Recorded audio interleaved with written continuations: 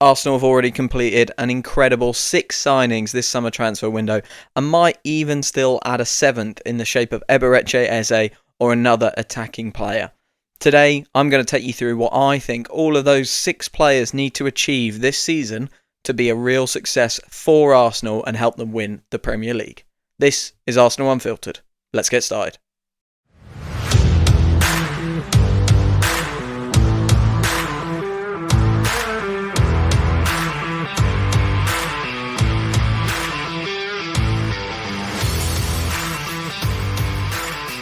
Hello and welcome back to another episode of Arsenal Unfiltered, your 3 times a week dose of Arsenal coverage with me, your host Mark, wherever you are in the world.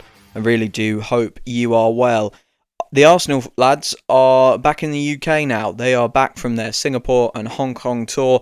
Obviously a disappointing end with the 1-0 defeat to Tottenham, but they are now back and we are starting to, ramp up pre-season. We play Villarreal and Athletic Club this week before the new season starts away at Old Trafford, and obviously a big part of the pre-season tour and these final 2 pre-season friendlies we've got at the Emirates is bringing in our new players, making sure they feel embedded into the team. So that's what I want to discuss today and talk about those players in a little bit more detail as to how I think they can be successful this year.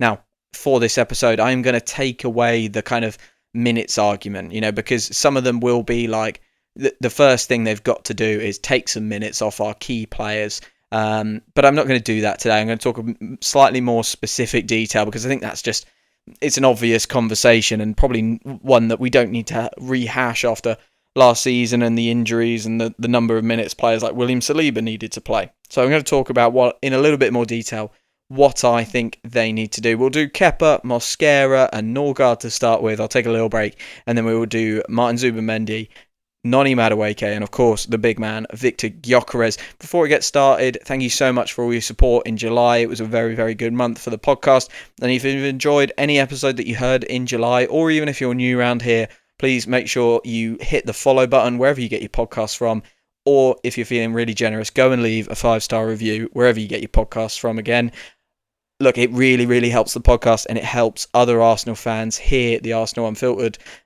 message and the podcast 3 times a week. So please go and do that. It really does help. Okay, let's get started and let's start with Kepa, the man signed to be David Raya's backup, replacing Neto in goal. This is something I've mentioned a number of times on the podcast, but I feel like this is the best position we've been in for a long time in our keeper department. The year that we had Ramsdale and Raya was that's a really strong pairing, too strong a pairing, I think it turned out, in terms of the narrative that was going on, the 2 number ones, all of that jazz, and it was unhelpful for both keepers. Last season, Neto wasn't really the plan. João Garcia was the plan. Of course, he's now at Barcelona, moved from Espanyol, which is really interesting in itself. But we didn't ever manage to get the João Garcia deal done. He has moved elsewhere. And now we ended up with Neto. Now we sit with Kepa. And I think Kepa has proved at Bournemouth he's a very, very good keeper. There was kind of a bad reputation coming out of Chelsea for Kepa. He was a very expensive keeper. They probably overpaid for him. And then there was, of course, that incredible League Cup episode with the not coming off for the penalties. But Kepa proved at Bournemouth that he is a very, very good keeper, very solid keeper, was part of a very successful season for Bournemouth. And I think we could have done a lot worse than sign Kepa for £5 million. Now, like I said at the start, I'm not going to do the minutes argument. We saw David Raya get tired towards the end of last year, some of his focus dropping in games, but that's obviously part of it for Kepa this year. Play a few games, give David Raya a rest, not just a physical rest, but a mental rest, probably more than the physical rest in the keeper department. But the thing I think Kepa needs to be able to do to be a success at Arsenal this season, help us win the Premier League and maybe some other trophies, is not change our game model. And what I mean when I say that is he needs to be able to do at least 50% of that David Raya job. I'm not expecting Kepa to be able to distribute in the way David Raya does. It really is quite incredible how David Raya can play the ball, how he can pass the ball, even sometimes how he can throw the ball. And there's been, last season, multiple incidences of him setting us away for counter-attacks that either sometimes led to goals, but often led to very dangerous chances. And he is a really, really key part of not just how we build up, but how we launch attacks. For me, the most important part of David Raya's role is when he kind of drifts into that left centre-back spot. So Miles Lewis-Skelly will move into the inverted midfielder position. Gabriel kind of spreads wide. And when we're trying to keep the ball, he can drift, David Raya, I should say, can drift into that left centre-back spot alongside William Saliba and provide an outball. And we've seen him do that a number of times. It's very unconventional. I'm sure it will probably lead to us conceding a goal this year because of that very aggressive, very high positioning that he takes up. But the risk is worth the reward, in my opinion. And when he does that, we are so press-proof. So for me, if Kepa can come in and play a few games, and when he does play those games, or touch wood, God forbid, if David Raya sustains a long-term injury, he can do that part of that role and make us press-proof. I think that would be fantastic. That would be a real achievement for Kepa. He's not really known as a keeper who can play with the ball at his feet. And look, the proof will be in the pudding. We'll have to see how he plays in a Mikel Arteta system and whether he can adapt to that. But I don't think we have too much evidence to say he can't. We don't have tons of evidence to say he's going to be the perfect goalkeeper for that scenario. But not much to say, he definitely can't. So it's a wait and see job. But for me, that's a really important part of our game model to make us press resistant. And he needs to adapt that into his game. Now, like I said before, I'm not expecting him to produce the same distribution numbers as David Raya. But if he can be comfortable doing that kind of basic bit of the possession model for Arsenal, I think that would be really, really important. So that's Kepa.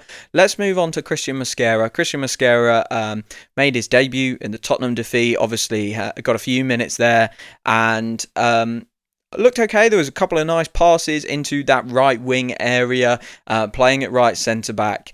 And he looks to be now the new de facto understudy to William Saliba. Of course, we've had Jurrien Timber and Ben White, who can both play that right centre-back position. And of course, Ben White did that for a whole season for us, alongside Gabriel, before William Saliba, took his spot in the team and Ben White moved out to right back. Again, I'm going to emphasise this. I don't think it's a useful conversation to say the thing that he can do is take minutes off William Saliba. It's very, very obvious. For me, the thing that Christian Mosquera can do that would really, really ensure that he has had a successful season at Arsenal, strike up a really top relationship with Jakub Kiwior. Now, Jakub Kiwior, look, there's still rumours that he might leave, okay? And we all understand that if a good enough offer comes in, I think most Arsenal fans would be okay with that. I want him to stay, especially with the Gabriel Calafiori injury situation that we've got right now.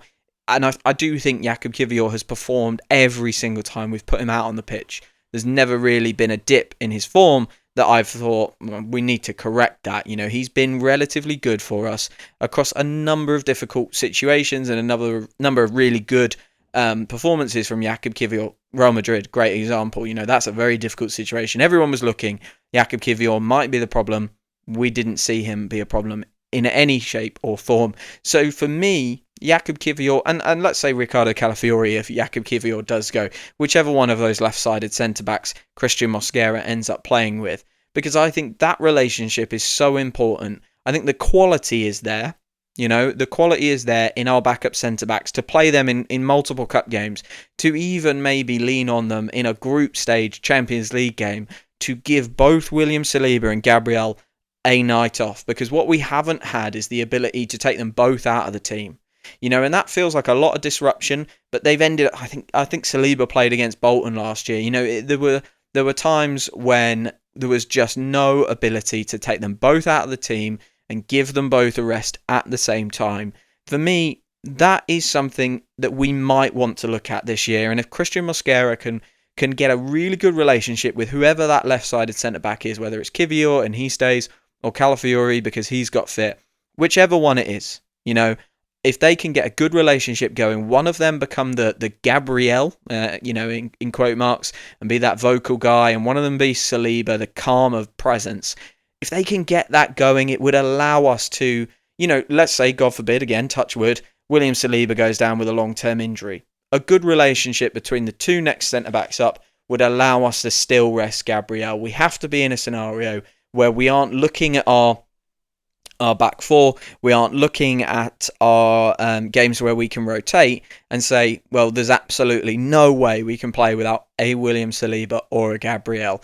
We have to have an option there, a centre-back pairing who are good enough to get us through these games where you might want to rotate, but they're still a little bit tricky. They're still a potential banana skin. We need to be good enough to get through without one of them. So Christian Mosquera and a left-sided centre-back, I think, need to make a really good relationship next season. I'm really excited, actually, about Mosquera. Like I say, some of those passes into the right wing against Tottenham, I know we lost the game and it's a bit inconsequential, but you're looking for things in pre-season that really did remind me of what William Saliba and last season Thomas Partey did at times to really, really good effect. So, look, hopefully that is a good sign for the future. Finally, before the break, let's talk Christian Norgard. Again, take minutes off Martin Zubimendi, absolutely. Really, this transfer was met with such a mixed reaction. I quite liked it, but I've never been one to only kind of celebrate like the huge stars coming in. We all remember when Ozil signed and Sanchez signed and Aubameyang signed. They're really, really exciting. But there's been a lot of my favourite Arsenal players who've come in for very little money and really made an impact. I'm thinking Nacho Monreal. I'm thinking Aaron Ramsey, players like this who've come in for not much money. Maybe they're young at the time or they're pretty low key and actually become a real fan favourite. So I'm always looking out at these transfers and thinking, well, could they be something for us? Could it be really special? I think Norgard has the potential to do that. And I am genuinely quite excited about this kind of ever so slight change we've got in the midfield, the more directness that we're employing. And for Christian Norgard, he has a little bit more of a reputation from the Brentford days for being a bit more of a kind of utility six, more of that typical six that you see, less of a progressor like Jorginho was, a little bit more physical and a little bit more combative. And for me, that's the thing that he has to do to be a success this year. He has to be able to come off the bench and close out games and, maybe join into a double pivot with perhaps even Declan Rice, but maybe join into a double pivot with Martin Zubimendi, maybe just replace Zubimendi and start sweeping up in the midfield a little bit more. But he has to employ those defensive skills for the last 10-15 minutes of games to allow us to really shut things down. And actually, sometimes I think we didn't really have that option last year when we were leading or we had points we were trying to hold on to. Jorginho would sometimes come on for Thomas Partey and I never felt like we got more secure. I just felt like it was slightly fresher legs and, it was good to replace Thomas Partey because when his legs go, they go hard. Someone like Declan Rice, his legs can, inverted commas, go and he still has tons in the tank. When Thomas Partey's legs went quickly. Jorginho was really good at coming on and taking that burden out of the midfield. So for me, but he didn't provide a lot of the defensive action. For me, I think Christian Norgard, to be a success, come on in 5 games this season with 15 minutes left and lock it down and wrap us up points. We lost a lot of points from winning positions last year. Is the signing of Christian Norgard a bit of a fail-safe against scenarios like that? I really do think he could be. And actually, he'll get rotated into the team and he'll play League Cup games. And I'm sure at times he'll show us what he can do on the ball and, actually prove to us, what, those stats that everyone was throwing around, they're not all my game is. And that's great. I'm really excited to see that. But I think his primary job has to be locking down games when we're ahead and making sure we take all 3 points from big games, which are getting a bit close towards the end.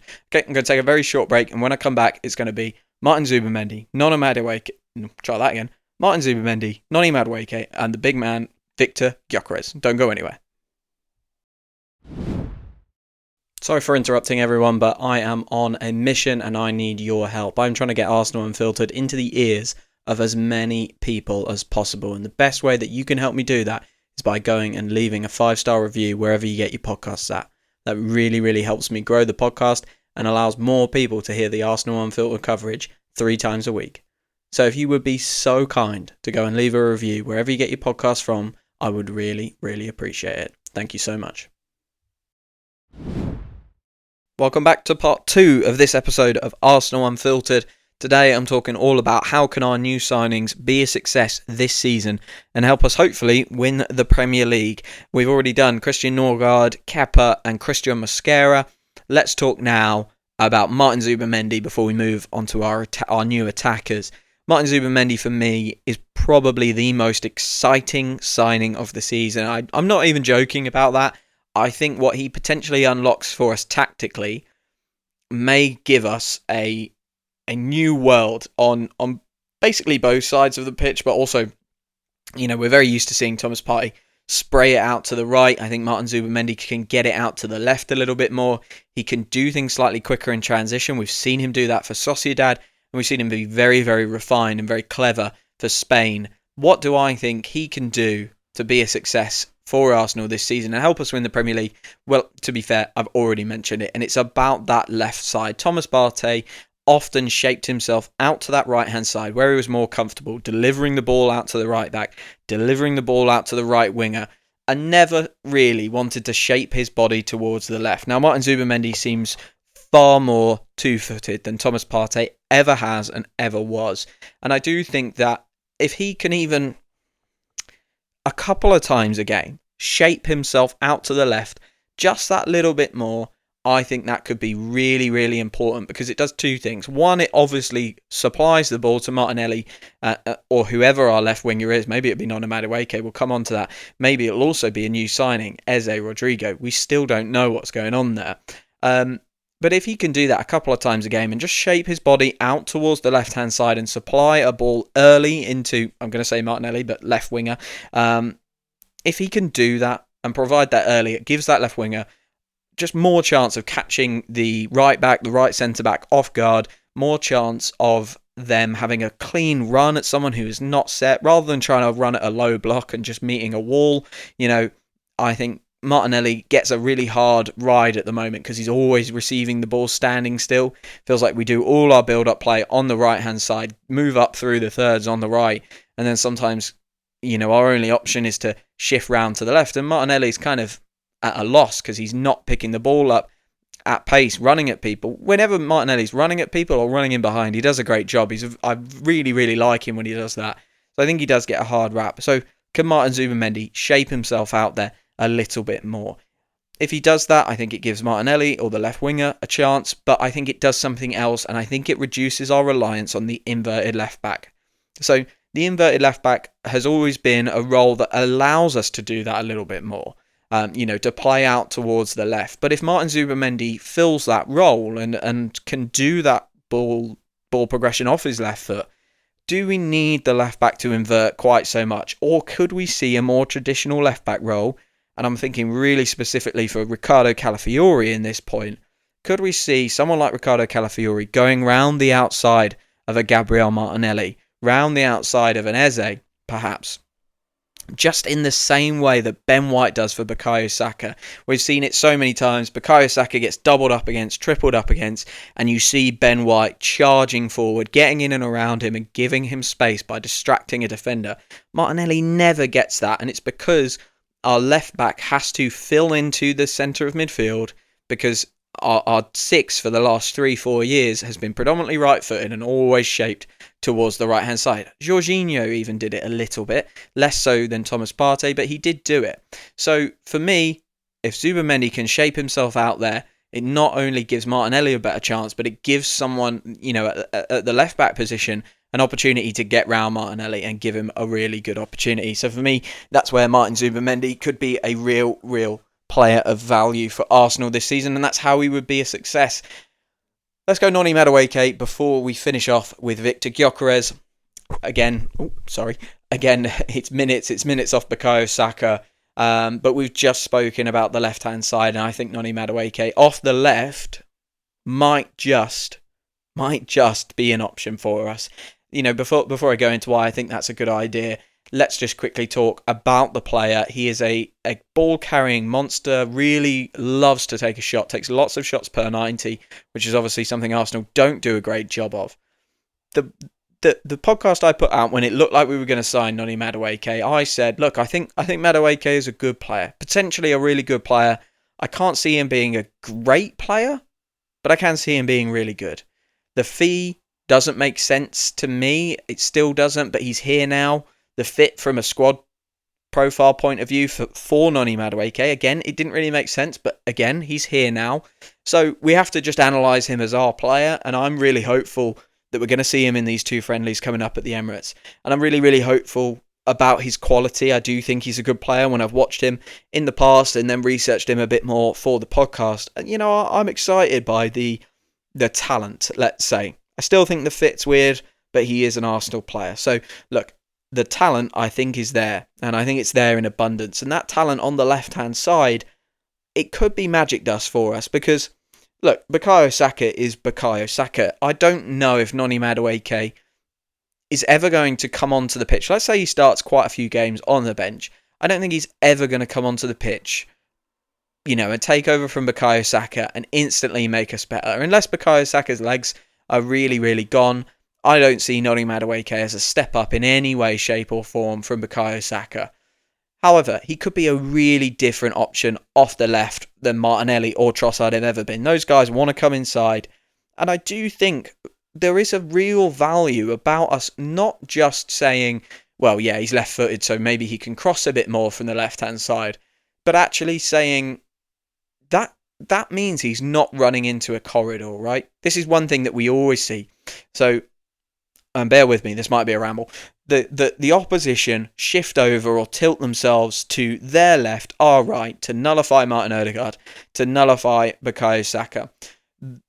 To get out sometimes from that scenario, if we can't work the ball down our right or create threat down our right, we come round to the left and it ends up with Martinelli. And I already mentioned it, he receives it standing still a lot. And because he's primarily right-footed, he's only got one place to go.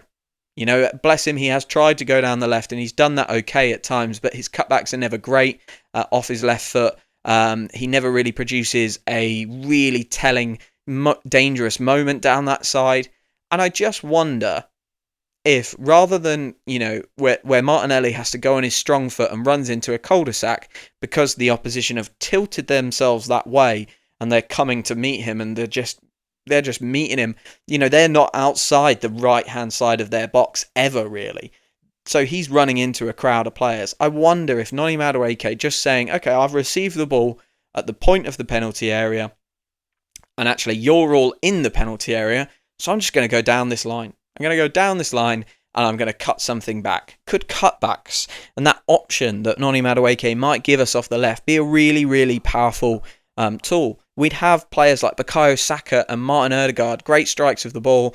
We'd have players like that running onto that with their left foot.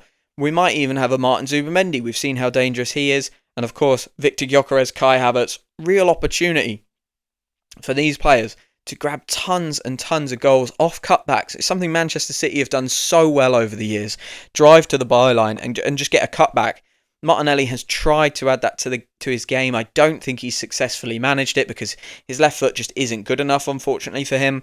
And I think Noni Madueke, I don't think he's going to necessarily be a nailed-on starter from the left wing. I really don't think that is the only plan for him.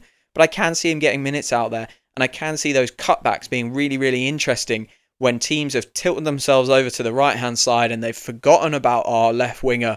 Could Madueke's ability to go down the line and cut it back be a real threat for us? I think it could be. And let's do that final player, Victor Gyökeres.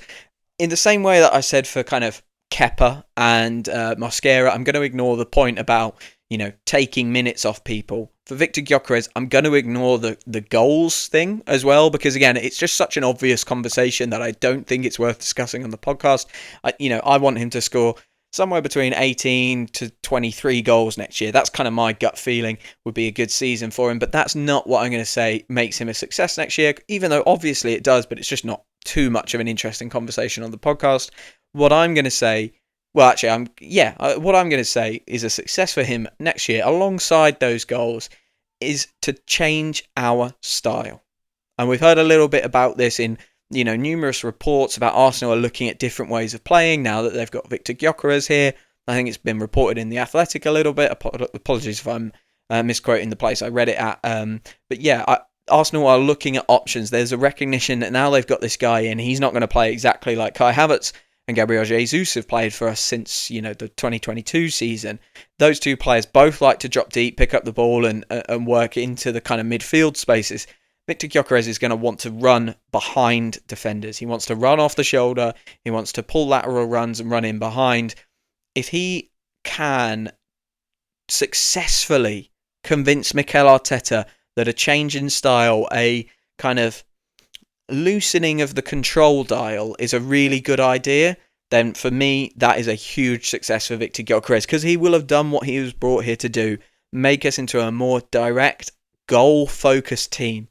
Okay, and that's what he is here to do. That's what he's done at Sporting. He's turned up and he said, I'm here to score goals. And boy, has he done that at Sporting.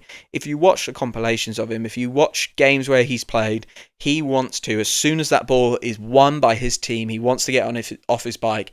And I would not be surprised to see multiple David Raya, Martin Zubimendi, maybe even Gabriel. He got really good at that ball over the top towards the end of last season. Well, not towards the end of last season, but you know what I mean. It was kind of in that middle period.